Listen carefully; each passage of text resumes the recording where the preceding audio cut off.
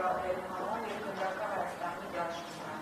Սա ինչ է նշանակում, որ ավելի կոշտացում հռետորաբանությունը հաշվի առնելով նաեւ որ ամեն օր մեր պաշտպանության նախարարությունը հետևել Հայաստանի զինվորները վերաբերել են։ Ես կարծում եմ, որ սա առաջին հերթին վերահաստատում էր Ադրբեջանի այն դիրքորոշմամբ, որը փոխանցել էր եւ տարբեր հարթություններով հնչեցվել էր ուղղված Հայաստանը եւ նաեւ միջազգային լսարանին։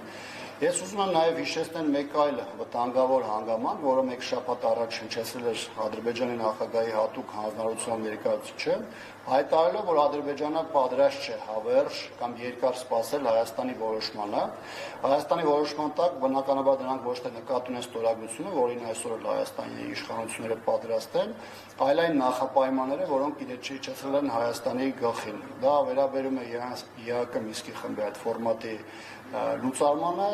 եւ վերաբերում է Հայաստանի սահմանադրությունում իրականացվող փոփոխություններին։ Այստեղ կա մեկ այլ առանձնահատկություն, տեսեք, Հայաստանի իշխանությունը իրենց հայտարարությունով հաստատել են, որ իրենք որևէ խնդիր չունեն այդ սահմանադրությունը փոխելու, հատկապես բոլոր այն դրույթների կամ հղումների, որոնք վերաբերում է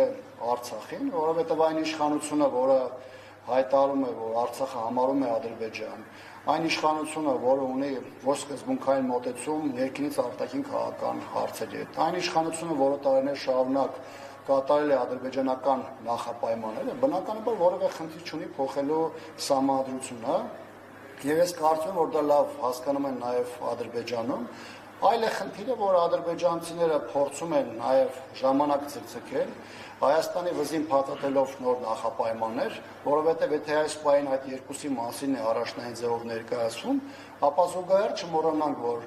ռեգիոնալ ապաշրջափակման թեման պայմանագրից առանձնացված էր եւ օրինակ այդ թեման, որ Ադրբեջանը ներկայացնում է որպես Բիչանսկի խնդիր, դա եւս Ադրբեջանը օգտագործում է Հայաստանի նկատմամբ ոչ միայն ճնշումների,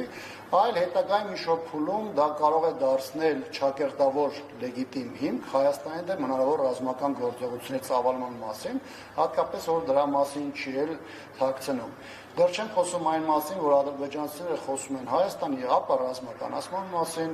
ադրբեջանցիները խոսում են այսպես կոչված փախստականների վերադարձի մասին, ընդ որում այնպիսի թվեր են հրապարակում, որոնք որևէ ձևով կապ չեն ունեցել իրականության հետ, խոսքը մինչև Հայաստանի անկախությունը սովետական ժամանակաշրջանում Հայաստանում ապրած ադրբեջանցիների մասին է, որի թիվը ներկայացվում է 300,000, որը ակնհայտորեն չի համապատասխանում իրականությանը։ Իհարկե այս համատեքստում ադրբեջանցիները մոռանում են բոլոր այն հայերի մասին,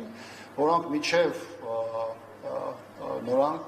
նորանկախ հանրապետության հռչակումները եւ Հայաստանի եւ Ադրբեջանի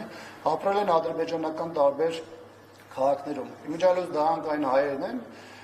կամ այն հայերի սերունդներն են, որոնք բավականին մեծ ներդրում են ունեցել եւ մշակութային, եւ քաղաքական, եւ տնտեսական կյանքում դա այն ժամանակահատվածն եղել, երբ որ նույնիսկ Ադրբեջանում ապրող մարդիկ,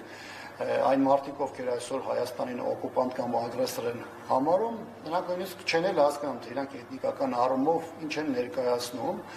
եւ այս պարագայում այստեղ խնդրալուց այն հանգամանքը, որ Հայաստանի իշխանությունը ինքը ոչ միայն դիվանագիտական քաղաքական, այլ նաև տեղեկատվական դաշտում տանուլ է տալում պայքարը, որովհետև նրա լռությունը, նրա կաշկանդվածությունը ըստ էության ոչ միայն համաձայնություն է ադրբեջանական շատ վտանգավոր թեզերի, այլ նաև այդտեղ իր համար խնդիր է ստեղծում, որովհետև միջազգային հանրության մեջ աստիճանաբար սկսում է ընկալումները ձևավորվել ադրբեջանական թեզերի եւ ադրբեջանական այդ սպառնալիքների համատեքստում։